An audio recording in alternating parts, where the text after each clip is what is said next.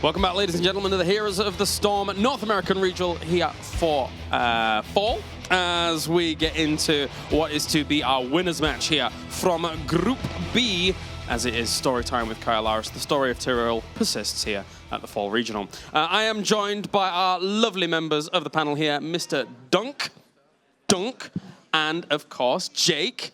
I'm never going to get it wrong again. I'm so proud of you. I swore to myself in my head, if I get it wrong, I'm going to shave my mustache off. So I'm not going to get it wrong today. You know, last year during the road to BlizzCon, I actually did a Skype call with Dread, and I said, Dunkus, what's up? So we're equally as bad with those two. I don't know why it is so easy to do, but anyway. Of course, let's look at the brackets, see what has gone on throughout the day so far with our two teams now moving on into our winners match. It will indeed be Gale Force eSports going up against Vox Nihili in just a little bit.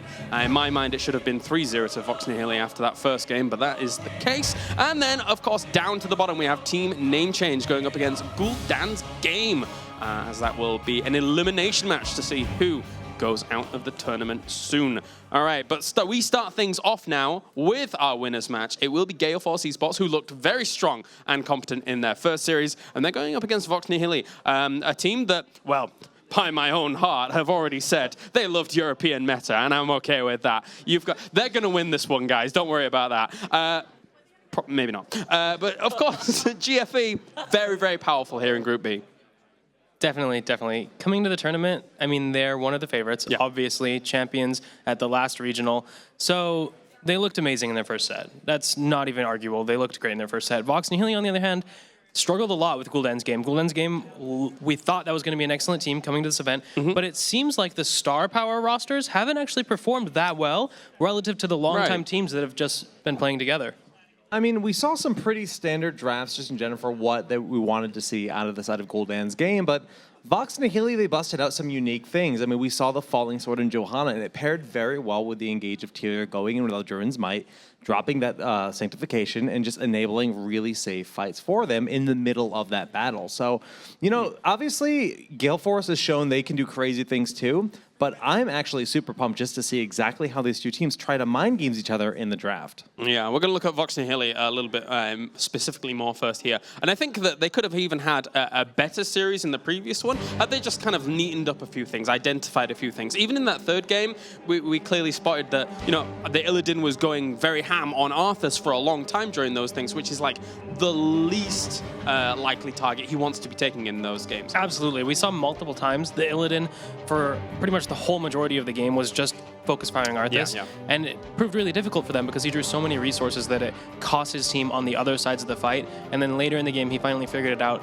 And I think that's a good sign for them. If you can figure out your mistakes in-game and transition and change your play style, that speaks well to your ability to adapt and also suggests that maybe they're getting over some of their LAN jitters, which could be a problem for a team first time in a big LAN environment, a lot of those players. And it's an even bigger deal that they've now proven that they can take a map. I just remember seeing the coach shaking them like on the shoulder, like, you guys did it. I can't believe you took down Gul'dan's Game. Everyone was saying Gul'dan's Game was the favorite. So to be able to move forward here, now they have that new confidence, but it's going to be tough with Gale Force. Yeah, Gale Force is kind of in a similar vein to what we saw yesterday from Team Niventic. They're probably the team that is going to be on another level here unless we see something quite miraculous out of the other teams today. So we're going to take a look at Gale Force now. And what really stands out for you at the moment? Has B-Kid integrated well for you, Jake? Who is the real standout for you? Yeah, no, B-Kid looks rock solid here in every element for the team, but just the fact that they've gone to the drawing table and said, we're not just going to play the game, we're going to play our own game, create our own meta, busting out the whole Abathur, Tassadar, Leoric. And, you know, I talked to Raffle, and I talked to I talked to Michael Udall after that game, and they said, we have so much more left in our bag of tricks. That's not even the tip of the iceberg. I totally agree with you. I think Gale Force has historically shown they are the new we play off-meta team in North America, now that Cloud9 has stepped down. So you are so salty. Stepped down. Step down. Gracefully stepped down. Gracefully resigned, one might say. Anyway, they have shown that they are really excellent at playing various strategies. The Asmodine was something they're really known for. They've drafted a really wide amount of styles along with having deep hero pools on their own. So it just fits them perfectly that they would do that kind of weird thing not many teams know how to deal with. And then the fact that they can also play standard and excel with that is just icing on the cake. Yeah. And it's interesting they actually mentioned that, because if this game does go to a full 3 games, I'm actually not expecting too much, but Blackheart's Bay is the 3rd map. Oh, no. And we all know how that can go. Of course, our first game will be on Cursed Hollow, which, you know, can have its own surprises here and there anyway. We saw how GFE was able to run that very impressive composition on Cursed Hollow in their 2nd game going up against TNC. Are we likely to see something similar to that, or do you think that we're going to see Vox Nihili go in, anticipate that, and maybe react? Well, I mean, even in Michael Udall's interview, he said, we want to scare the team. So they're throwing that threat on the table. I don't know if they'll directly go for it, but it's definitely an option based on, you know, what they see in the early portions of the draft out of Vox Nihili. Why not? They made it look unbeatable. They really did. All right, well, we're just waiting for the draft in just a little moment here between these 2 teams. Of course, the winner will be moving on into the semi-final. Make sure to join the conversation over on Twitter as well with the hashtag HGC. Make sure to tweet us at ESL Heroes as well as at Heroes Esports, and tell us who you think is going to be winning this series, winning this game, and moving on, all importantly. Now, GFE here, of course, they've got a lot of potential stuff up their sleeve. We're going to get into draft number 1 for this best of 3 series to find out exactly what is going to be the case. And that is our first Illidan ban of the tournament. No surprises, though. Yeah, very early Illidan ban. Vox Nihili has to be terrified of the Illidan Abathur composition on Cursed Hollow specifically to ban that first. Well, I mean, actually, Gale Force, both of their games earlier today had Illidan as the primary source of damage for their composition. So they know Michael Udall's not only warmed up, but scary on that hero. Just get rid of him. Definitely. The Greymane follow-up ban by Gale Force Esports against Vox Nihili, leaving open the Falstad. Now, we've seen much more Falstad today than we saw yesterday. He seems to be slipping past the Van phase and into the pick phase more frequently. But Gale Force made it look good when they played against it. Yeah. Vox Nihili used it pretty well in that Sky Temple game. So, I don't know, I like that first pick. All right, what are Gale Force going to pick up? Normally, it will give us a little bit of an Wait, whoa. That was close to the hair. That was too close to the glorious hair there of Crowan. I actually thought it was Sea's beard at first, and then I realized it was actually Crowan's beautiful fro. Because of the red light behind it emanating through. I see. All right, Zagara is going to be their first pickup here. Maybe an ETC?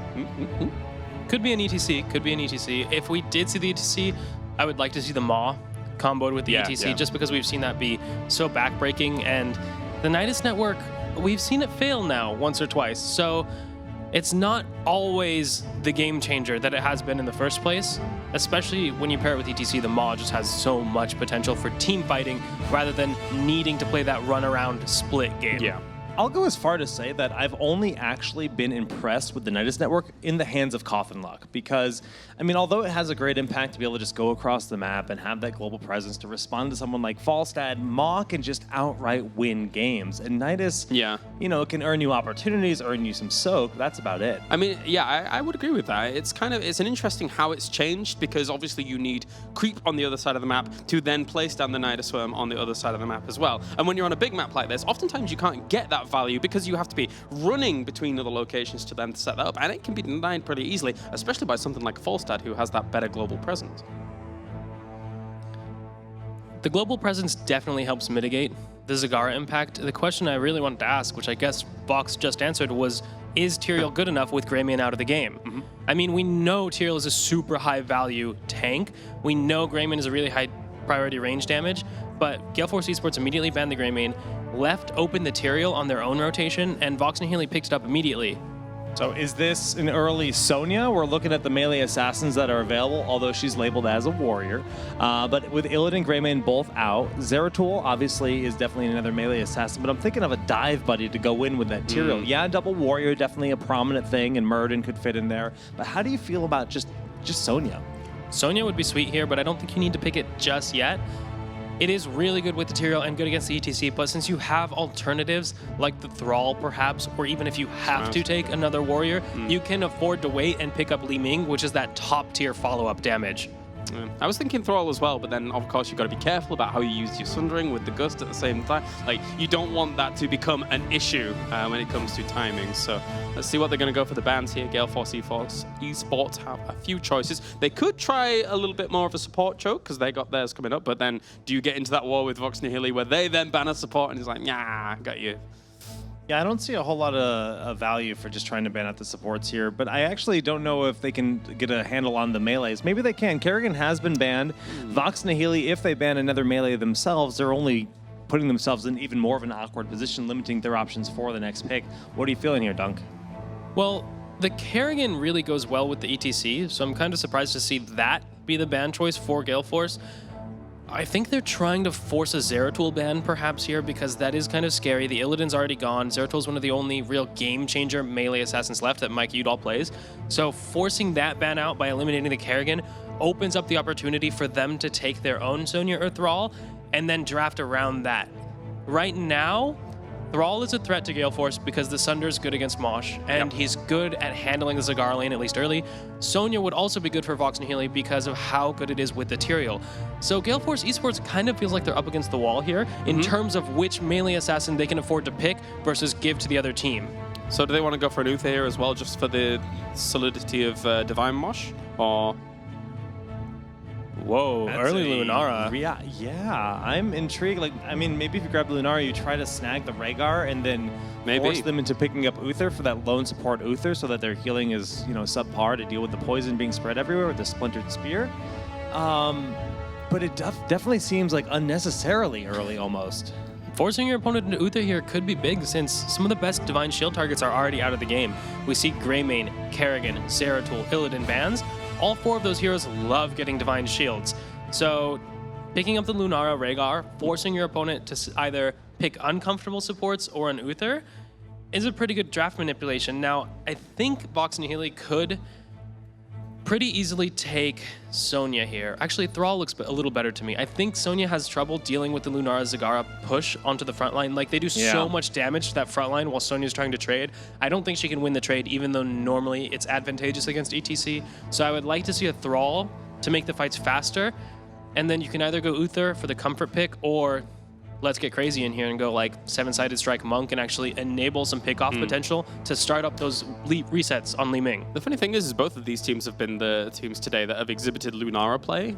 But at the same time, I don't know if Vox Nihili would have ended up going for it themselves, because it's like Falstad and Li Ming are already there, and they would try and get some like comfort around it. And Brightwing's a pretty good response in terms of healer against it. She deals with the healing over time, but they're going Tracer to try to invade that back line. The first Tracer of the entire tournament. Dunk, you don't look confident in this. I'm not very confident in this composition, Jake. I'm a big fan of Brightwing. I think she does get less credit than she deserves in these compositions, but this just isn't the draft where I'm looking like I love the Tracer pickup. Look how squishy Vox Nihili is. You're going to basically try to get Tyrael and Tracer into the backline to kill someone, and your Li Ming's going to be left alone, isolated, to get dove on by ETC. You have the Falstad disengage. That doesn't really play well with what Tracer's trying to do. I just feel like this composition got a little weird. Yeah, that's probably kind of the way to describe it. It's, as you said, there's normally things to complement Tracer, and that will be Sonya on the other side. It feels like Gale Force eSports roster, their lineup here, just has so much bulk to it. So it's going to be sturdy and quite difficult to kill off, I think. Right, Jake? I mean, it's going to be tough. There's so much relying on big sanctifications, big Emerald wins to get the Sonya and ETC off your team. Or maybe just using the Emerald Win to try to stop the Maul that's just been lined up or something. They do have the options, but I really don't see Blink Hill being enough in this matchup. Did you just say Bay Emerald wins? Big Emerald wins. Oh, okay. I was like, before anyone else Emerald wins? I'm like, okay, I mean, yeah, if you really love them that much. Anyway, big Emerald wins. All right. I've got an impies in my ear. I can't hear you half the time. It's fine. Lucky. All right. Well, okay. So that is our draft here, boys. We're looking down it. I mean, who do you think actually came out on top there? I think GFE is in a good spot, right? I have to agree with you. GFE looks to have an excellent standard style composition draft. Yeah, maybe Lunara's a little weird, but they're basically just running Sonya ETC and a ton of damage sustained. So I love their composition.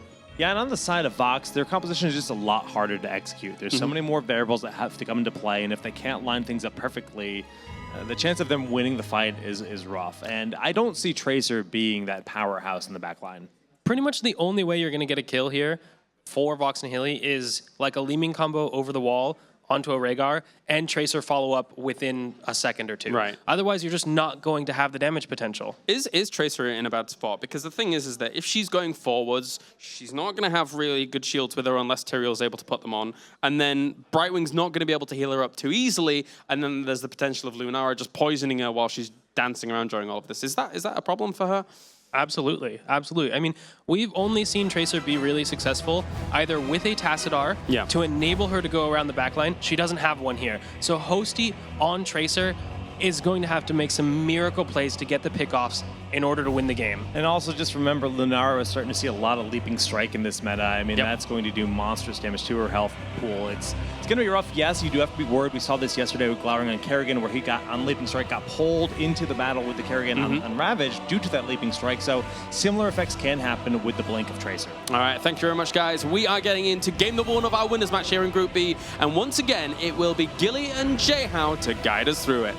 Thank you, guys. Excellent analysis on our game number 1 drafts. Jayhow, we finished that crazy last set, and I started to pick up my stuff like, wow, that was a great job, we're done. And then I realized we get this set too. I mean, this is awesome. I mean, you've got the big dogs in Gale Force. Vox, they came out and they won a set. I don't think anybody expected that, but they have a different beast in front of them. This is Gale Force eSports, who looked really dominant in their first set. Absolutely. They already got one upset. Can Vox do it again here with this crazy Brightwing Tracer composition?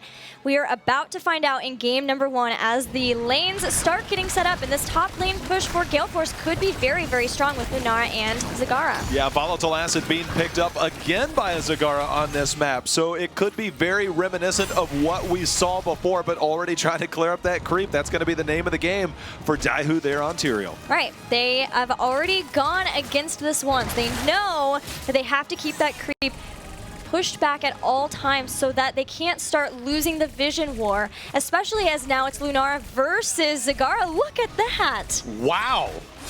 Wow. I think some people popped on the Vox hype train after that last series. Oh, GOAT able to teleport just in time to avoid and bait out that Ancient Spear from Sonya, so no pick just yet. And I'm wondering how this early game will go. A lot of times in the early game, the last set, it was very low on kills until we got to a certain point. Then the opponent would pull ahead of Vox. We got to the maybe 13 point, and that's when we'd see Vox be able to strike back. We'll see if they're able to do that again, or if they're going to try to make sure they don't get behind versus Gale Force, which I think would be pretty pivotal. Wow, that is where Tracer comes into play against those heroes like Lunara and like Zagara. They saw those 2 picks, and that is exactly what they're looking to do, is get to that backline and put the pressure on. And that's something Gale Force is going to have to be very careful of. And I really like Cursed Hollow for a hero like Tracer, because it's up to her to basically get around, get to that backside, and then also use that recall to get to a safe area. And I think the structures and the landscape of this lends a lot to that. Yeah, absolutely. That's a great point that you make. The landscape allows you to make sure that when you recall, you're back in the safe spot for sure, as that's not always the case for a lot of places. But now, once again, Hosty trying to 1v1 Crowin here, gets the sticky bomb on Crowin, sticks him with the pulse bomb, but not quite enough damage yet to be able to take him out with that. But the threat is real. Almost taking down Lunara, almost taking down Zagara. Those are what you have to watch out for, as Rafflecopter and Michael Yodel now moving in, trying to get this camp. The first tribute will be spawning very soon. They're going to try and get some early advantage out of picking up these camps, but in return, Goat Nuther pushing down this bottom lane. I want to go back to the vision point because it is such a concern for Vox Nihili this game, as before they had Wisp where they could try to counter the creep vision that Zagara provided to Gul'dan's game. This time, Gale Force has both of those, so they're going to have such great potential for vision. We may see, did we see Peekaboo? We did see Peekaboo, so that will help out a lot with that when Brightwing phase shifts in. They are now the first tribute spawning up at the top, trying to bite it off his Beacon. He's going to be in that bottom spot, but as you said, look at Vox Nihili rotating around, trying to get that flank. They're starting to body him off, and Lex Uther trying to stay on point. But Zagara is down in the bottom, so the longer that Gale Force eSports try to make that fight go, the better, as she's starting to put some structure damage down on the towers. They're even taking them out and moving toward the well there too. Should be able to take that out. That would be a really great bonus for them early on in this game.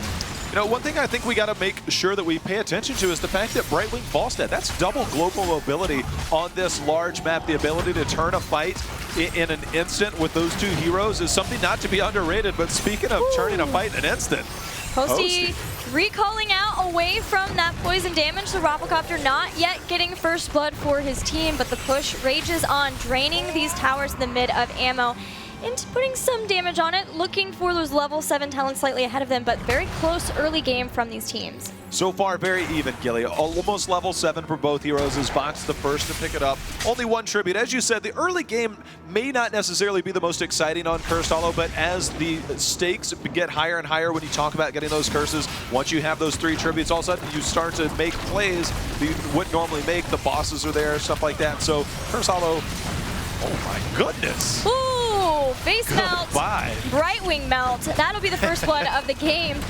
I wanted to point out, though, we have a very interesting talent choice for HotS on Tracer. A lot of times you see Parting Gift at level 4. It gives bombs whenever you recall out, but they're going for more of a risk versus reward status, getting untouchable. So the more kills he gets, as long as he doesn't die, it increases his attack damage. That's one, but can they actually pick up this tribute?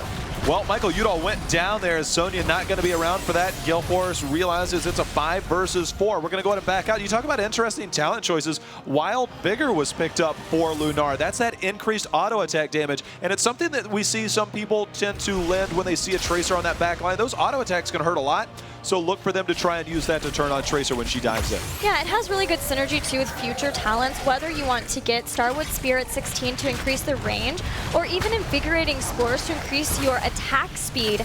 Once you use your Crippling Spores, then they're going to do more damage, and if you get the increased attack speed, you can do it very fast. And with a strong front line between ETC and Sonya, our Lunara player, Rafflecopter, may feel like he can take that, even though the Starwood Spear is generally the safer talent choice to pick up at 16. 5.5 minutes in, Gilly, 2 tributes over to Vox Nihili. And we talked about when the stakes get higher, that means that the next time this comes up, the next tribute, Gale Force is going to be forced to defend. They can't give up a curse this early, especially with 10 right on the cusp here for Vox Nihili. But if this does tend to draw out, I'm actually, you look at the positioning right now. You've got somebody like Falstad, you've got somebody like Brightwing. So you tend to see those heroes kind of stay in the lane and try and soak that extra talent here, but they look like they're ready to fight. And they are ready to fight. They want to get this curse. They know they have bruisers pushing in mid too. Daihu jumping into his El Druin while the rest of the team still just trying to move in. He's barely staying alive with the shielding. They take out Zagara. Tyrael will go down. Remember, he's doing a lot of damage, so he zones Rafflecopter way more. That's another kill. That's more stacks for HotS. They're going after Michael Udall. Zeus barrel rolling aggressively, and 4 kills for 1 for Vox Nihili. That was huge. Even in death, the talent pickup for Tyrael, we saw it just off screen, able to do that damage on Lunara for the follow-up. That is a huge win. They get level 10, they get the curse, and now it's time for them to make some things happen. Well, making things happen, they're starting with the bottom fort. HotS and Go are there. The rest of them, a couple members going back. Of course, Tyrael respawning as he comes in. If they can take out down this fort, the rotation might be to go to the bottom boss. The Falstad's flying up to the top so that they can ensure that they're continuing to get some split soaking on the battleground. Looking at heroic abilities, it is Leaping Strike again for Lunara and Devouring Maw this time. So the panel was right. We are going to be comboing Mosh Pit with the Maw, trying to zone people for a very long time, be able to separate them and take them down. Well, going in as Rafflecopter, he got baited out. They used Li Ming as bait as Tracer waited in the bushes, and the minute he came out to use that Leaping Strike, gets the kill. So nicely done there by Vox. And the Polymorph from Lex Uther to slow him down so they could get that kill. Man, the stacking just is continuing for HotS. It's a lot of attack damage if they're not able to start trying to take out Tracer and reset those stacks. Can you imagine how big this would be, taking game number 1 off a team like Gale Force? Now, I mean, this is still really early, but Vox looking really good right now. 6 kills to 2 right now. But let's remember, too, that Vox Nihili was behind the early game in every single game of the last series versus Gul'dan's game. That's not the case here. How can you feel momentum-wise when you know that you were behind in the last series, now you're facing Gale Force, and you're ahead in the early game? That's gotta be a great feeling. But at the same time, when you get those momentum swings, when you start to know that you're doing really well, you have to make sure not to get too hyped because mistakes can happen then. The Wisp is out to keep Vision and Gale Force going in on the first boss of the game. Siege Camp picked up by Vox Nihili as the boss is under assault, and now we see the rotation over from Vox. Remember, Mighty Gust is there, the blink coming in. They aren't going to get on point, so the boss is going to be picked up in a 3-man mosh. The Mighty Gust not hitting there, and you can see the damage is going in, followed up by the devouring ball. Zoo's under a lot of pressure as we see the poison damage coming out. 2 members down, but we do see Rhaegar go down, so no more heals, and we see Rafflecopter rotating around, looking to get more of that poison damage in, but Goat comes in as the power slide comes in, and Lex Luthor goes down. A 3-for-2 trade, and now Goat seems to be the 4th to fall as soon as they finish it off, as Michael Udall says, thank you very much. And now the boss gonna get a little bit more value. Oh, Akaface, the cleanse for Mosh Pit to make sure Gust won't interrupt it. Perfectly done and executed by Gale Force, just as we were talking about the early game being good for Vox Nihili. With 1 fight, Gale Force gets a 4, a boss, picks up 13, and now is right back into this game. That is why they're good. Agreed. Gale Force knows how to make the plays, and they did just that. And, you know, they positioned themselves well. They had the boss control. They had the wisp out for that vision, and they played it perfectly. I mean, the fight got a little bit hectic, and they went in, but the fact that we see Tracer making the plays that Tracer is making right now, it's almost surreal. I mean, the fact that you take this and you look at Brightwing coming in with the face shield at level 7, it allows Tracer to really make those plays. You get the vision where you need it, and that little bit of shield allows him to be ultra aggressive. Tracer did die though, so that's a great win for Gale Force as the untouchable stacks reset.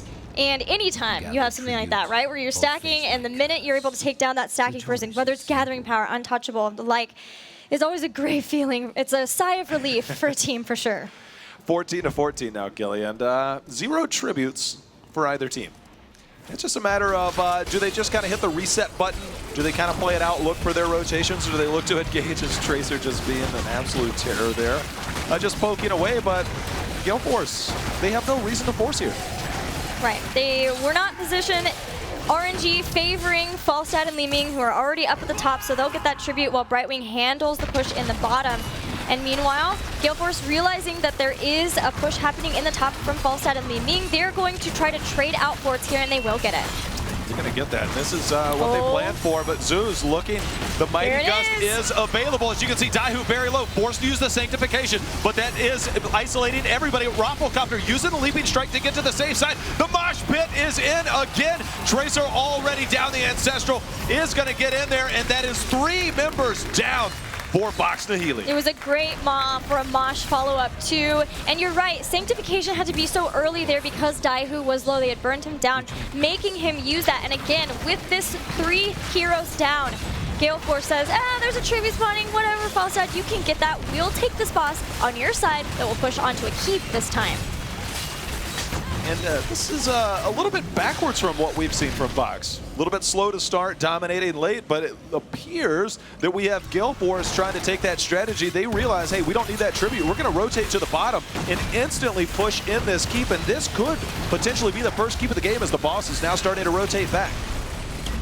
Looking at what Lunara has too, it won't be, it's actually going to be crippling choking pollen this time, so not pairing something with Wild Vigor earlier on. Still wanting to make sure they have the greater spell shield, and then having extra damage when you use the Noxious Blossom on a target that's already hit by the poisons. But there again, Zeus flying in to use the Gust. Sanctification hitting more people this time, including Hosty, who gets back in there just in time. The Seismic Slam still makes sure that Hosty will go down. Tracer having such a hard time in these fights. Akaface under assault, he's going to go down, which means there are no heals left as Michael Udall and team trying to stay in. Sonya does finally go down. B-Kid going to be the next to fall, and Rafflecopter not able to do enough damage to Zeus. The heals by Brightwing is keeping the team alive. The boss in the meantime, though, Gilly did take down the keep. 1 keep down, even though it was Vox Nihili who had a curse, but they are still on curse point. Again, they still can hope to get a curse and try to limit some of the structural damage that's been done to them.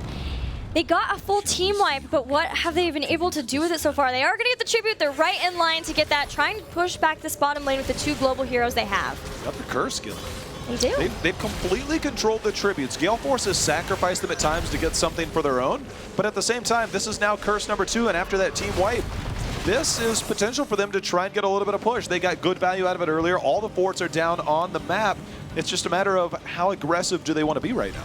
Top boss is up in just a few seconds, 10 seconds until it's available. So Vox Nihili do have some options. But of course, with this curse, they want to push. If they can take down the keep in bottom, it means that their catapults will just push against the other catapults too, so they don't have to worry so much about that lane. That would be very great for them. Want to get the Giants here for the push, but Gale Force are not going to let that happen so easily. Yeah, they're committing, and there comes the mosh pit out already. Zoo's just trying to do damage as the Mighty Gust finally there. Sanctification has been used, and the damage the Ancestral does not land on time, Gilly. Holy ground, perfectly timed to separate out the team. 2 kills already for Vox, and they are not letting up just yet. Hosty securing 1 more kill. Crowin getting out with like 50 health, so low.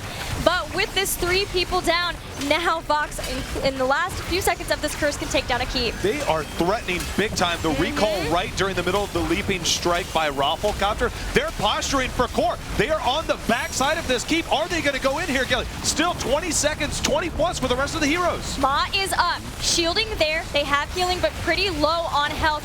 There is the leaping strike. Ma pulling 2 people in 10 seconds until they have more health. I don't know if this is going to be able to happen. This is a lot of damage from the 2 members of Gale Force left. Rafflecopter jumping over. He goes down, but so does Brightwing. This is it. The core falling. It's 30%. Still many members of Vox left on the core. And Vox Nihili winning game number 1, this time versus Gale Force eSports. Can you believe it, Gilly? Look at them. They are so confident. Zoo's on the left there feels so good about that victory. Game number 1. Who would have thought this was going to be how the winner's bracket played out? They're a little bit excited for one game. How could you not be excited after that? That was so great by Vox. We said, wow, they definitely had an upset over Gale or Gul'dan's game, but here with Gale Force, very incredible showing from them. I want to hear what the panel has to say, Caleres. Thank you very much. Wow. What a game to start this series off. Vox Nihili bringing the fight to Gale Force eSports with not exactly the most traditional comp either here, Dunk. That composition was insanity, Caleres. There was so much mobility, so much drive on the backline, but it didn't look like it had the meat to win team fights.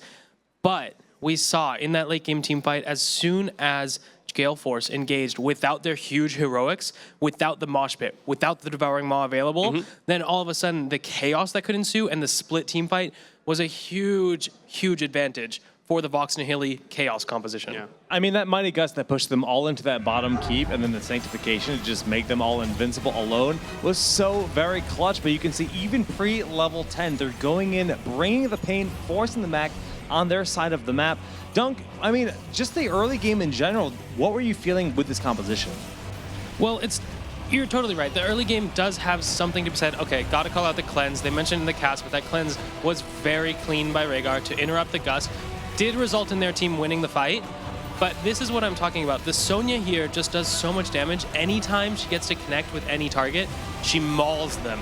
Tracer, in the middle of that fight, 1 Lunara strike, 1 Sonya slam, pretty much dead, has to blow E, ends up in the mosh pit.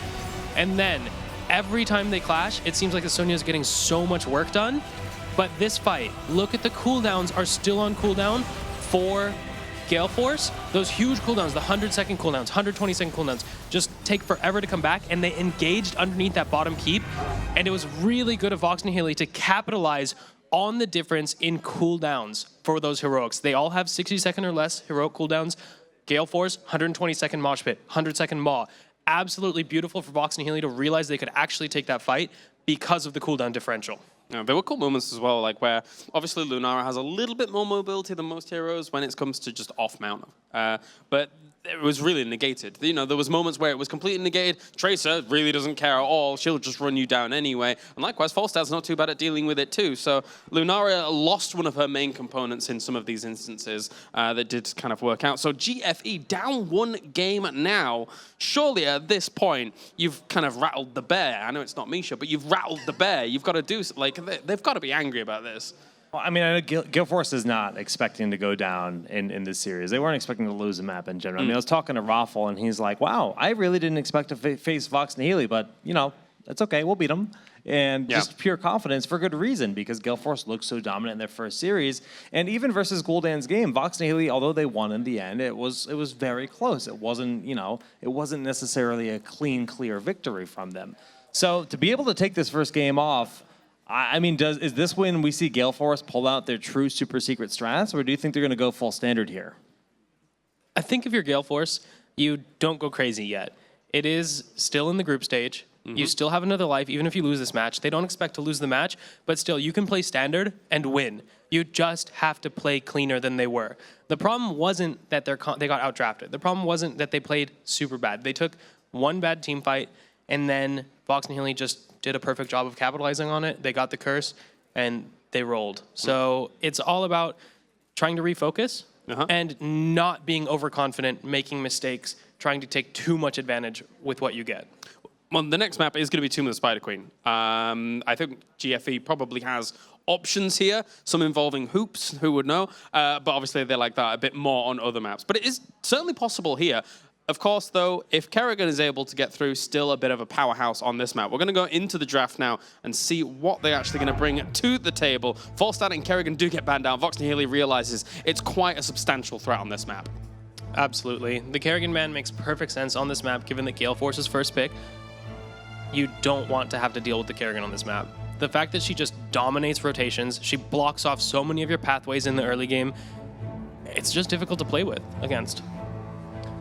Alrighty, well, Gale Force, we've seen them play a lot of Illidan. Illidan was the ban in game number 1, but honestly, with Greymane, Tyrael, all being really strong options here, well, going straight out of the gates for the Zagara. On the side of Vox Nihili, you think they're going to lock in that Greymane Tyrael?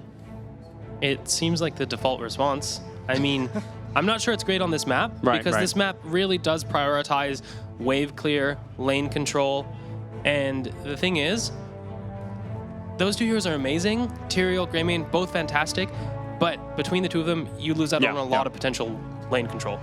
Got to be careful with that for sure. Vox Nihili, as their 2 picks are about to come in. Yeah, just taking the sweet time about it. They've had some good success with Tyrael. It was a little bit unfortunate for Tyrael in some of those situations in the previous game. He, like, Eldruin's mired into a mosh pit. Sad times, well, just before the mosh pit was going to strike, but it will be ETC to start things off, Jake. Alrighty, well, ETC here, just very, very rock solid for that front line and the rotations. They have played Greymane plenty. Every team does have a Greymane at their disposal. It seems crazy to even consider someone else. What else would you think would be a strong first pick here? Well, on this map, the Kael'thas is a little better than usual. We've seen him fall out of flavor, but given that he has extra value on this map due to his wave clear contribution, I could see foregoing some damage choices and picking up maybe an Uther here, securing that combination with the ETC, and then maybe later you can rotate into that Kael'thas, pick it up on the cheap end of the draft, rather than using this prime pick position on a Greymane, who struggles a little bit on this map. Thrall, also an excellent pick in my opinion, just to have something to deal with Zagara. You have to remember, that's the last opportunity Vox Nihili will have to pick before the second ban phase, and we've consistently seen Thrall getting banned out in situations where he might be good in the second ban phase. Yeah, definitely. There's not many more choices they would have to contest with that, and even if he did, it's like weaker choices, because Thrall, we all know how powerful he is in at least coping with the kind of lane situation that Zagara puts him in, you're right. So, Jake, what are you expecting here really from Gale Force eSports? They've got the Zagara already locked in. Yeah, I mean, Zagara lets them go pretty much wherever they like. Honestly, Tyrael seems like a strong pickup here, but I don't know. I mean, Gale Force is a team that can bust out any kind of style throughout this event. Tomb of the Spider Queen, they are known for the Asmoden. Would they go Asmo with Zagara? Definitely could work because the flexibility exists. But just have him in the top lane, mid lane, while Zagara just babysits the bottom, it could go. I just look at ETC Thrall, though. That's enough pressure, enough lockdown to really commit to that Asmon and try to slow him down. Absolutely. Looks like Gale Force thinks the same thing. They're going to go ahead and pick up a Li Ming here.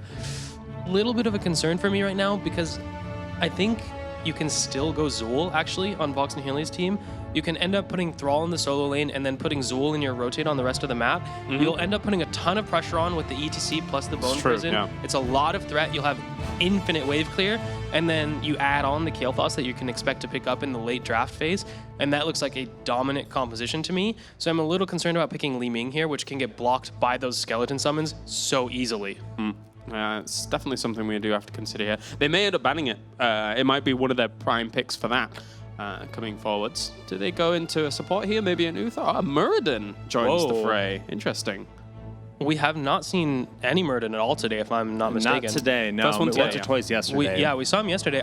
I think he's sweet on this patch. I'm a big fan of the Give Him the Axe build with the Thunderclap healing static. I think it's just a magnificent synergy where he kind of power spikes every tier. 13, 16, he gets so powerful. 20, even more powerful. That, or you even go heavy impact against an ETC if he doesn't have a Divine Shield with him, and you can actually interrupt the mosh pit, right? Absolutely. Yeah. So I like that pickup for Gale Force, but even when we were playing a lot of Murden, I feel like on this map it's a little difficult to get the lane control if Murden's in your 4-man on the top side of the map, just because he brings not that much wave clear on his own. He's only mildly threatening in the early game. So if Vox Nihili chooses to go with that Zool style, they can definitely be scarier and have better rotates. The Uther ban makes some sense to me for Vox Nihili. If they're not interested in picking it up, then them banning it forces the Rhaegar ban potentially out of Gale Force. And yeah, I don't know if they'll ban the Rhaegar, but at the same time, that just gives Vox Nihili the free Rhaegar if they don't. They can at least predict that hero as being locked in here for that opportunity. What other heroes do you think could be banned out here? The double warrior, is that enough of a threat? Do you think they would look to pair up that Sonya with the ETC for just a really scary frontline in those rotations? Or is just having that Thrall too much for the frontline? Yeah, I think the Thrall is just too much to add the Sonya onto that. It's one thing, Zool, where you're looking to try and 4-1 split and just dominate the lane control. With the Sonya, you're not looking for that. Sonya kind of competes with Thrall for the solo lane position. Gale Force does go for the Greymane ban, which is really interesting because that hero went much later in this draft than any other draft we've seen so far. Yeah, very much so. It's either been like first bans phase or definitely in first rotation. Anywhere else has been uncommon. It's the second Orc for Vox Nihili, so they're going full Horde at the moment.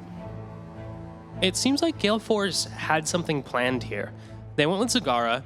Okay, totally reasonable. Leeming Muradin. Those are both kind of uncommon at this event, at least that early in the draft. Yeah. So I'm wondering if they have something specific they're looking to run, and this is kind of setting up for it. The Greymane maybe doesn't fit into their composition, and that's why they banned it.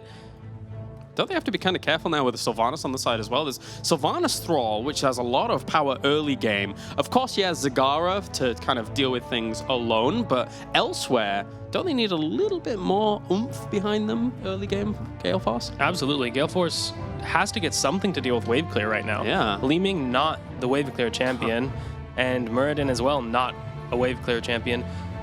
The Tyrael pick.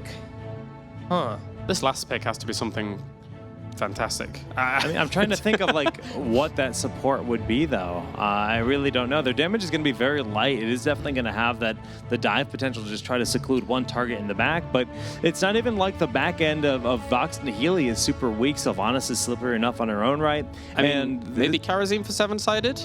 Like, looking at this? Yeah. Oh, but it's going to be Brightwing? So Gale Force looks like they're going to have a lot of trouble in the early game to me. They don't have a good way to manage the waves on the opposite side of the map from Zagara during the early game, and Brightwing's just not really that. They'll have just enough maybe if they can connect all of their heroes' abilities on the wave, but they don't have Johanna. They don't have a Flame Strike. They don't have anything that deals with it.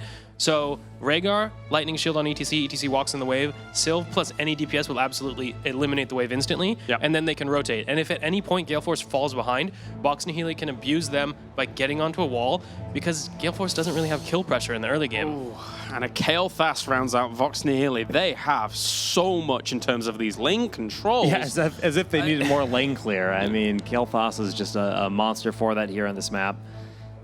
This is looking interesting. I mean, although Gale Force's composition might look unorthodox, these are all heroes they're very comfortable with and have their own very big power spike with, you know, the big maul landing in or clutch sanctifications. They can very well dismantle the hard engage of the Sundering and pretty much everything at the disposal of Vox Nihili. Maybe Gale Force was just so impressed with the Brightwing that they're like, guys, Brightwing is the best healer now. It is We're Akka just Face, going to run guys. solo healer Brightwing. Exactly, It's Jake. Akka Face. We both I said mean- it at the same time. It's Akka Face, of course. But we're in game 2, and normally I'd be like, oh, okay, GFE's done this draft. Yeah, they're one game up. But they're not one game up. but Vox Nihili is one game up in this series. Right. And they have what looks like a bit of a blistering draft compared to GFE, right? Absolutely. This draft is spicy, you might say, from Vox Nihili. They are going to be coming out of the gates fast and furious, absolutely lighting up the minion waves on the top half of the map, meanwhile relying on Thrall to just hold the Zagara at bay. Yeah. And the thing is, when you have Sylvanas, you can snowball an early lead better than probably any other hero in the game. Especially in Tomb. Absolutely. So just a couple turn-ins pre-10, and the game will be wide open in Vox Nihili's favor. Yeah, it does look quite scary here for what we peg as the favorites of the group. I mean, they still have the potential to execute this right. They still have that potential. At least there is Brightwing there for the polymorph if ETCs to get like a good mosh pit and things like that. But there's so much power behind this. Jake, I mean, do you echo the sentiments here of Dunk?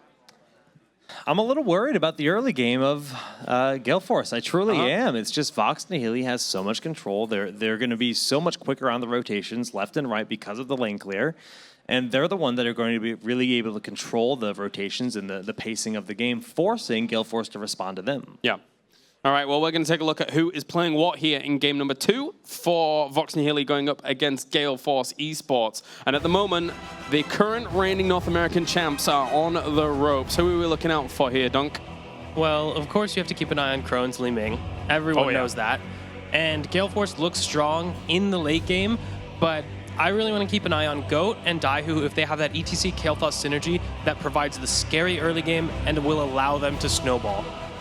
You know, in the last game, we saw Lex Luthor play Brightwing without Cleanse. Is Akaface going to do the same versus an ETC? It could be ballsy. Who knows? Akaface is going to have to really make that Brightwing work here. All right, thank you very much, guys. Keep an eye on the Crone, on Li Ming. Don't blink or you'll miss it. We're sending it over to Gillyweed and Jayhow here for game number 2.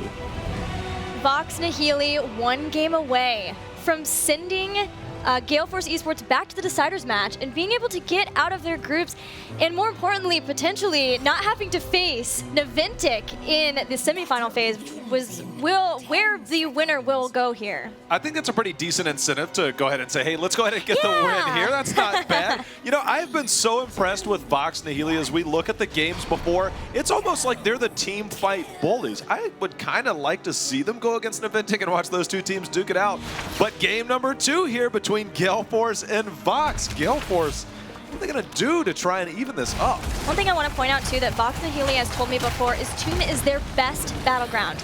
This was their choice. This is where they wanted to bring Gale Force to in this series. Whether or not they were able to win the first game, they felt confident here, and I can see why as the Gravity Lab picks up Michael Udall, and he won't be able to jump back to El Girona in time.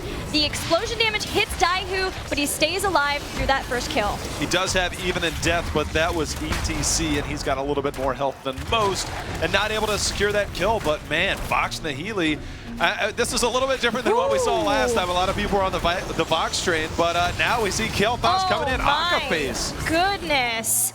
Gale Force cannot get rattled here. They know that there is a composition that is going to win the rotations. The panel mentioned it. And especially because there's an ETC Kael'thas combination that will kill people if they catch people like that. They can't let Vox Nihili continue to do that. If I wanted to say, hey guys, I want to start really well on this map, I would say, hey, let's go take a tower with Sylvanas, let's come down and get a few kills during rotations, and let's try and battle Zagara on the bottom lane. And so far, I think they're not doing too bad as Vox Nihili. Right, Rafflecopter at least is being a good bully, but Muradin now drops 2. We're 1 minute 30 seconds in this game, and Vox has gotten 3 picks. They're almost a full level ahead of Gale Force, and that lends itself to trying to get that double turn-in phase right around 7 or 8. That allows you to get the second one around 10. And with Sylvanas, think of the damage that can do looking ahead to the team fights in this game. I mean, one of the biggest things that you look at out of those rotations is the fact that a lot of times you see very early on the rotations, everybody kind of shares the same amount of gems between both teams. But right now, it's a total of 10 turned in, 25 in the bank, and then only 18 for Gale Force. And they're just trying to, they're going to have to play catch up right now. Lex Luthor going in. There's the rest of the team putting the pressure on Akaface again. With the Gravity Labs hitting Beacon. I mean, they are rotating and putting the pressure on tremendously. Lex Luthor reminds me of another support player who is body blocking out of his mind on Rhaegar. And that support player is Tyler the Tank. Do you remember him from E-Star at the Summer Global Championship? Yes. I'm like, wait a minute, in North America? No. I love seeing when Rhaegar's that aggressive. I hope we'll continue to see that from Lex Luthor, but towers taken out, using Sylvanas to her full potential. Thrall probably still not having a greatest time with this Infest Zagara to make those ranged minions do more damage. Yeah, she's almost taken down the towers just by herself, but still the team is getting a lot out of it. They're getting a lot out of everything. Their rotations are on point. We've seen a massive amount of diversity from their hero choices. I mean, right now, Vox Nihili coming in, we looked at the underdog, but I mean, it's just one of the things. Zeus down here in the bottom, Michael Udall trying to look to possibly get a pick. Rafflecopter coming back in. Let's see if it's Fool's Gold. He jumps in a little bit early, that extra movement speed. They're not going to be able to secure that kill, though. Yeah, not quite able to body block him to get a kill of their own. And sending 2 people down there, they see that, and the people up in top for Vox take out another tower, furthering that experience advantage, trying to get their level 7 talents. It's like every time, said, fine, you go down there, we've got Sylvanas, we'll take some structures down. And they've done that. They've done that in every single lane, or in the top 2 lanes so far. And the rotations are on point. They're almost level 7. They have enough jumps to turn in. Let's see if they try and force the advantage the minute they hit 7 to get that first turn in, or whether they're going to hold on to it and continue these rotations. And the wave clear for Vox, can't talk about it enough. Yeah, they've lost the bottom lane for sure, the towers there for Zag, but they've gained towers in both mid and top, which has given them that experience advantage along with the 3 kills they've gotten. But Gale Force is starting to stabilize, right? They haven't lost anybody yet. Now they have. Sorry, Never Gale. mind. I was trying. That's really big to take her out, too. That's huge. I mean, you talk about that creep, it lends so much as the power slide follow-up. This is what you're talking about, and now we have the Brightwing coming in to try and ward it off, and now can they turn it down as Brightwing coming in from Akaface, but Michael Udall barely gets away with about 70 health. He has that extra movement speed on Smite, but he turns around and takes that damage. He's going to try and get the even in death, and he pops it, but not enough follow-up as the Orc just misses. Lex was just waiting until Feral Lunge was off cooldown. He's like, come on, jump on him, take him down. So they trade out 1 from 1, and in taking out Zagara, you're right, Vox was able to push back that bottom lane a little bit. And finally, Web Weaver's here. That will be doing a lot more damage since they have taken out towers earlier on. It's so threatening. It is. Kel'Thas ETC, we saw it so many times at the Summer Globals in Sweden, and then it kind of tried to be replicated, but the meta is so diverse. It's still a threat, there just happens to be more heroes. Sylvanas, as you said, as the guys on the panel said as well, you can snowball this. I mean, look at the amount of damage it's allowing. Just Sylvanas locking out. First fort down in just over 5 minutes. That's a fort down, and they're just going to rotate up. Brightwing is there. The top fort has taken damage. Brightwing moving back, knowing they're starting to come in. They have Sylvanas, but the Web Weaver was cleared up here, so they're okay with 1 for now. And Gale Force are not quite facing the 10 from Vox. It's a little bit of a window, a tiny bit, where there's not enough gems for a second turn in right away from Vox, but Vox are still guarding this because they know that soon, very soon, they will have heroic abilities. Well, Gale Force trying to get some gems turned in. They finally have enough if they get it turned in by everybody. That's going to be a tall task, especially as we see Vox continuing to defend here. They're putting a little bit of pressure on Daihu, but they're going to come in, and as you see, Hosty continuing to put the pressure on. These rotations right now, Gilly, I mean, the fact that they have a 1-level lead already, they're about to hit 10, they should have enough gems to turn in here in just a moment, probably before level 10's hit by Gale Force. I mean, they're in a huge advantage right now. Gale Force moving back, knowing the window has closed as Vox pick up their heroic abilities right about now, and they were able to stall the few turn-in attempts. So with that, as you said, 46 now, they just need about 9 more, and then they will get another turn-in and can start looking at some of the other forts, especially that top one, knowing that that's where the boss will push. They might not even wait for the Web Weavers. There's no reason. Yeah. They're so powerful right now. They have their heroics. It's such a threat, and Gale Force is left to do nothing but sit there and try and poke with Crowan, and they're just like, yeah, whatever, I'm good. And meanwhile, ETC sat in the top turn-in point, making sure that nothing was snuck in. Thrall in the bottom one, too. And now they have enough if they can just get them turned in. Gale Force almost 2 heroic abilities. If they could just claw their way forward a tiny bit in experience, but not sure they'll be able to do it in time. But they do have some good heroes for poking and being able to stop turn-ins, like Michael Udall, as Tyrael can do that pretty well with Eldurance. But They couldn't stall it out in time. Here comes Daihu too. There is a Sanctification. They've been able to use that. They stunned Daihu. Ma behind him. Ancestral Healing keeps him alive, though the Ma did not hit anybody. I think the Wailing Arrow was used right on top of that Sanctification, so I'm not sure that they got anything out of that. And they have some big heroics that are on cooldown. That Mosh Pit is huge, as well as that Wailing Arrow, but the next round of Web Weavers are on the board. 2 forts down. They're aiming to rotate to the bottom as Michael Udall got on the wrong side there. He's got to be very careful with his rotation out. Even though they didn't catch anybody with the Ma, Gravity Lapse here on Michael Udall, he'll get taken out. Aquaface blinks to his teammates. Even though they didn't catch anybody, Living Bomb, like I that's said, be another careful kill. with the rotation. Oh yeah. Even though he couldn't catch anybody, it did at least zone some people away while they were trying to deal with ETC, so that's a nice thing. They didn't lose too much, but they ended up losing 2 here as Web Weavers have been summoned, and that means that the push can get a lot stronger for Vox here. I feel like things are starting to spiral out of control. Yeah. Like, Gale Force is just... what they're trying to do, Vox Nihili isn't having any of it. And the minute they're trying it, they're like, no, we're the bullies here. And they've managed to bully every team fight so far. It's funny that you mention that, because I've talked to Daihu before a little bit about their bullying, and he said, we like to play like we're the bullies. We're not really. But if we're acting that way, if we're being really aggressive, it's because there is an objective we really, really want. We've seen that. They've been very aggressive about the turn-in points because they know as long as they keep control of the turn-ins with Sylvanas, they can do a lot more. Here comes the Sundering, though. The Phoenix is out, and that is going to do enough to zone. And once again, the Wailing Arrow was used maybe a little bit preemptively as they're not able to follow up. So those are 2 heroics that are now out, as well as the Sundering. And Mosh Pit will be up soon. But all the heroics are on the board for Gale Force, and they are rotating up to try and get a turn-in. Gilly, they desperately need this. They do need a turn-in. They need to get some breathing room from Sylvanas, but they won't have 13 here, so this push could be less effective than they otherwise could have hoped for. But like you said, some key heroics are offline for Vox Nihili. They don't have Sundering for a little bit longer, or Wailing Arrow. They do have Mosh, and if they lose Michael here, that is one less person to push with these Web Weavers. He's been in some really compromising positions, and it's not paying off. And now we see Rafflecopter caught out. Devouring Maul was used, and absolutely no follow-up whatsoever. Gale Force being picked apart. 9 kills to 1 in favor of Vox. Yeah, Crowan trying to help his mid Web Weaver. Aquaface and B-Kid taking down some towers, which at least will give them some experience while the rotations start to come in from Vox. They might have caught people too far up. They're going after Aquaface, but he can blink heal to B-Kid.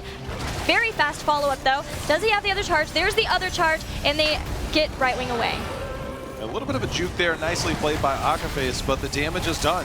I mean, they're getting little to no value out of those Web Weavers. They got a little bit of structure damage on the front line, but no forts are down. As you can see, the damage, Li Ming doing plenty of it, but it's not effective at all. 4 deaths by Michael Udall on Tyrion. And a Gravity Lapse off of the side. Another win to increase the range there, is able to pick it up. Here comes Daihu with the Mosh Pit, and down goes Li Ming. No fear of reset. Vox Nihili cheering, going on, taking out Brightwing too. This is Vox's game to lose. What is happening? Gale Force is just crumbling under the pressure that Vox Nihili is putting on them. And Sylvanas, there's no hesitation. The minute they get that down, those heroes down, they push right in. Devouring Maul, remember, is on a very long cooldown and still there. B-Kid going in, but the return, Gravity Lapse, the power slide in. They instantly turn onto Rafflecopter, and Brightwing not able to get it. Now he's trying to go in on Michael Udall, but the Ancestral is going to land. B-Kid very deep in there, but Lexu, they're keeping his team alive, and Michael Udall is going to go down once again. But there is the explosion, but not before Kael'thas was already taken down. Well, they at least get 1 kill, which does help a bit with experience, but still Vox 2 levels ahead, structurally in the lead, and Jim's in the lead, getting close to their 3rd turn-in. Boss is available, no side really wanting to go for that just yet. Instead, Vox doing such a great job of babying their lanes, knowing that that is the big advantage for their composition. They started with the early game rotations, having great wave clear, and they are continuing that on, knowing that every Web Weaver phase they get is maximized when they push the lanes out, so Sylvanas can get right on structures. It's just unreal right now. This is not the way I expected this series to go, but after, we saw the voting in game number 1, a lot of people were on Vox, and it was about 50-50 when it started here. I think a lot of people are expecting Gale Force to come back to show their strength. They have high aspirations, and right now, Vox is doing everything that they can to deny them. I mean, as you said, I mean, if the winner of this avoids Naventic in round number 1 tomorrow. Right, and look at the experience. 16 is here for Vox, and they have, again, a talent tier advantage. A lot more damage, especially because we have Cold Embrace for Sylvanas. They can add that vulnerability, and with Kael'thas, they get Sun King's Fury. So the damage just increases and increases here at 16. They're very close to a turn-in. I wondered if they were going to try to do the boss turn-in combo special, combo platter, if you will, but they're just hanging out at the turn-in point here, making sure they have lanes pushed, and there the Web Weavers descend. Well, I think Gale Force recognized that. They were doing everything that they can to clear out the lanes, to force those Web Weavers to spawn as far back as possible. So they've cleared that out a little bit. They bought themselves a little bit of time, but there's still a talent tier down. They're going to have to defend once again, and you talk again about Sylvanas and Kael'thas pushing in. I mean, that's just ultimate wave clear, whatever lane that they choose. I want them to be very aggressive with this. They have 16 advantage for a long period of time, and they had to turn in all of their gems now for this one, so it'll be a long time until they have another.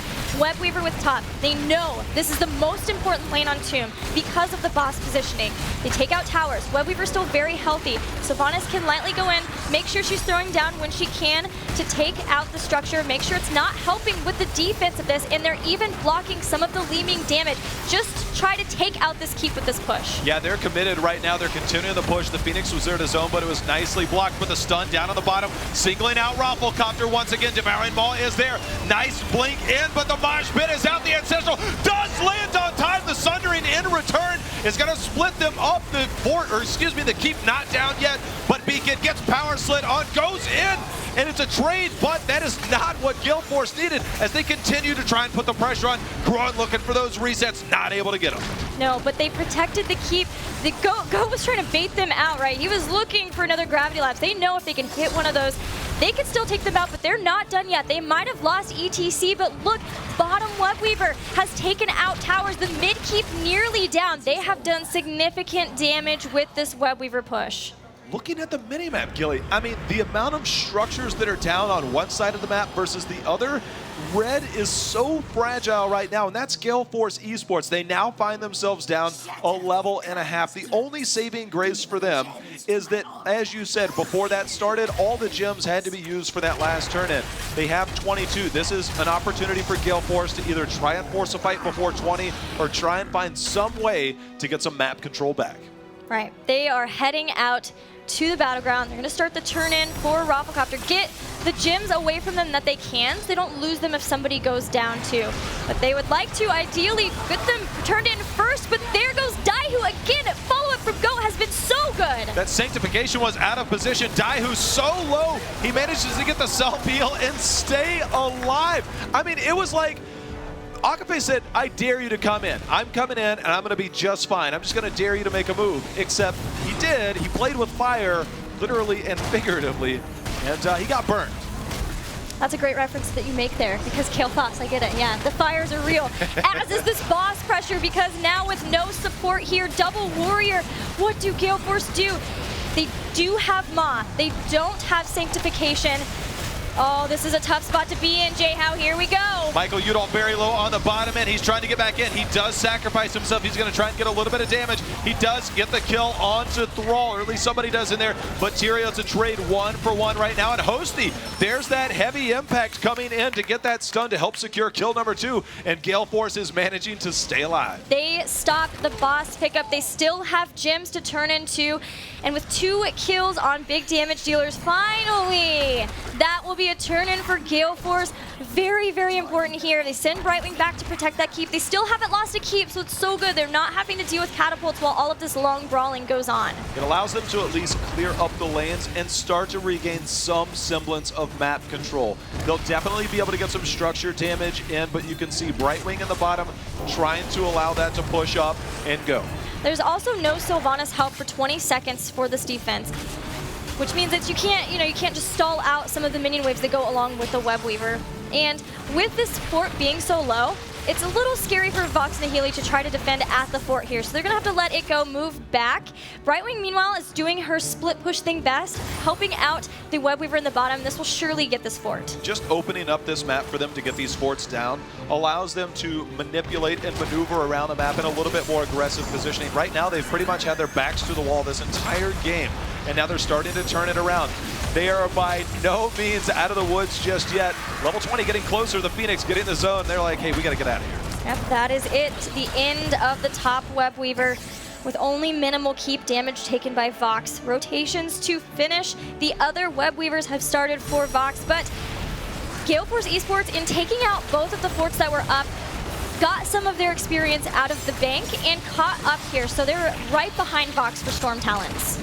How crucial does that save of that top keep look right now? You called it. The fact that they're able to put this type of pressure while allowing the structures, as far as what's standing, is basically the same now. All keeps are still up, and just like that, look at the experience. It's so close. Galeforce has managed to claw their way back with those last 2 picks, and now this looks like a completely different game.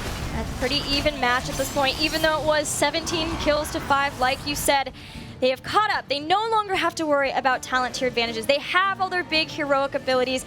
And while Vox are starting to turn in some of their gems, they're not quite at the point of having a turn-in yet, too, which means that they have to spend some more time in lanes, and that's a potential for Galeforce to try to find a pick, or if they see them all on the bottom, start this out. You know what's cool? Daihu holding on to that level 20 ETC pick again. We saw how that worked out for them before, and they're doing it again, and man, we see the rotation up, ETC and company, but that ping at the bottom knows that they have the numbers advantage, and they are going to get this boss with almost no contest. Nice rotation by Galeforce. Level 20 is there. They're looking to engage, Gilly. Might have to pick up Bolt here because he is in trouble. Power slides away. So there he goes, still holding on to his level 20, not panicking as I would have if I had been in that position, that's for sure. And this boss will help Galeforce bring down this keep. I mean, if they can get the first keep of the game, I mean, it's just like a huge turnaround right now. And they are going to try their best to poke. Phoenix is now out trying to zone whatever they can, and they're gonna this is huge. It's a stun there onto ETC, and the huge magic missiles from Groen coming in there on Li Ming. Oh, Sundering for the side. Zeus eliminates Zagara just like that. In great position. Polymorph has hit him though. Ancestor healing comes out. They're continuing on Akaface. Blink healing to safety on Groen, but leaving Tyrael and B-Kid behind. They will go down. Probably go down, at least Tyrael did. Oh, B-Kid is in all kinds of trouble. He's got that extra movement speed coming in. Nicely done there by Akaface. Hosty spending valuable time as the Stormbolt comes out, gives a little bit of distance. Akaface is getting dove on. The gravity lapse is going to land. Are they going to get the takedown? And down goes Akaface. That is 3 members down. They have and now we see B-Kid and Groen. They're going for the back door right now, Gilly. Oh my, B-Kid taking core damage, though he can't do that. Hosty has come back. He's the defense. The keep has been taken down. They're starting to work on Galeforce's core. 84% is Vox's, but Murden has been taken out. Hosty brings down Murden, takes out Crowin, and that will be it, J-House. This is huge. Vox Nihili getting the 2-0 against Galeforce. The most unbelievable set. I mean, we are going to see taking down Gul'dan's game. The experience from Galeforce. This is huge. The earthquake has been felt in the North American scene, and its name is Vox Nihili. They are so incredibly happy, cheering the minute they saw that Murden had been taken out. The screams started and did not let up until the core was done. Fantastic showing by Vox Nihili here. I'm out of my mind how amazing that they were able to take down Gul'dan's game. We already was like, that's a huge upset. And now Galeforce, incredible. When it's time to fight, they waste no time at all. They have shown their dominance. Gilly, the final death count on this, 22 kills for Vox Nihili, 5 for Galeforce eSports. That is not something we're used to seeing. We have seen so many types of compositions from Vox Nihili already, showing they can pull out double warrior, but also playing this more standard style, being aggressive in the early game when they need to, or playing the passive game and still winning off of one team fight in the late game. It's incredible to see this team that, yes, does have experience, but we haven't seen them together at a LAN showing. It's Zeus's first LAN showing here. There was like no fear on the side of Vox Nihili. I think that's what I love the most. The fact that they were able every single time, I think there's sometimes the fear factor of, hey, these are the defending North American champions. And you're like, wait a minute, you're almost hesitant to commit. There was no hesitation at any point. Every time they saw an opportunity, they seized it. They were the hunter in this one. Gale Force was the hunted. Well, I cannot wait to hear from our victors again, Vox Nihili, especially who I know that we're going to have for the interview, because it's Daihu, the man with the mosh pits. Daihu, I can't wait to hear what you have to say. Thank you very much. That's right. I'm joined by Daihu from Vox Nihili after a sick win in 2 games over Gale Force eSports. First of all, you guys came in as the underdogs in both of your matches that you won today. Now you're first in your group. So how does it feel, man? It feels amazing. I honestly didn't think we'd even qualify first. I thought we would have to make our way through the losers bracket, but everyone showed up today. We played spectacular, and we came here to win. You definitely did. It was very apparent that you guys came here to win. A lot of hard work, I'm sure, went into it.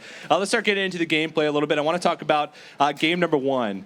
You guys came out with a really interesting comp. You played the Tracers, the first one of the tournament. Talk to me about that draft, and talk to me about the Tracer pick as well in particular. Well, the draft that they had in game 1, they had a really weak front line to stop us to go into their back line. We had the Tyrael and the Tracer, so we were just like, okay, just dive their back line, we'll kill them all. That was basically the plan. Yeah, and it definitely worked out. There was a couple times at the end there, you realized like the mall was down, you guys just went in and wiped them, so that was pretty sick. Game number 2, I want to talk about that draft a little bit too, because that was a little bit interesting. Like in the second half of the bans, you guys banned Uther away and then picked up Rhaegar. What was the plan in that draft? What was just the overall strategy behind your draft there? We wanted a way to stop. So the original plan was to put Akka onto Monk, because if we popped Asunder onto like their whole team, then he wouldn't be able to palm whoever we were trying to kill, and it would just be really easy because we just one-shot everyone with ETC stun, with KT stun, and Thrall root. Yeah, and that worked out as well. You had some sick plays. The Falling Sword as well. I know we didn't get a chance to interview you after your first series, but the Falling Sword, Johanna, was sick too. So you guys are coming out in first place in your group, which means you'll play against the second place from the previous group. So that'll be Murloc Geniuses.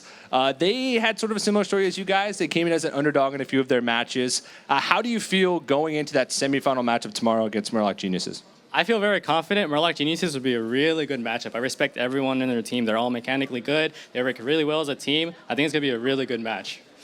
All right, well, I'm looking forward to it. I know everybody else is probably looking forward to it as well, so congratulations, man. I'll let you go celebrate with your team. We have more matches coming up, 2 more on the day. We are going to have to go to a quick break before we jump into them, but don't go anywhere. More Heroes of the Storm action right after this. Careful here, because the stun's coming back into the mosh, but they're turning on this. Our team name changed. We made it to the last 2 events, this time with a new roster. We have Tiger, JK, and Goku. I think they'll be great additions to the team. The teams aren't necessarily as strong as they were before. Literally every single team made roster changes. So I think this actually puts us at a pretty good position because we have 3 players who remain the same. Howwin and Buds able to absolutely deny that, what looked like a beautiful play. I see this as an opportunity for a team name change to prove themselves to be one of the top North American teams. TNC, they made roster changes and they're showing that it was absolutely the correct decision. I think half the teams think we're weak and the other half think we're really strong. The teams that think we're weak can be used as an advantage for us. We can easily capitalize on mistakes because they're underestimating us. As long as we're all taking it as seriously as possible and just trying our best, I think we're actually going to change a lot of people's opinions about our team.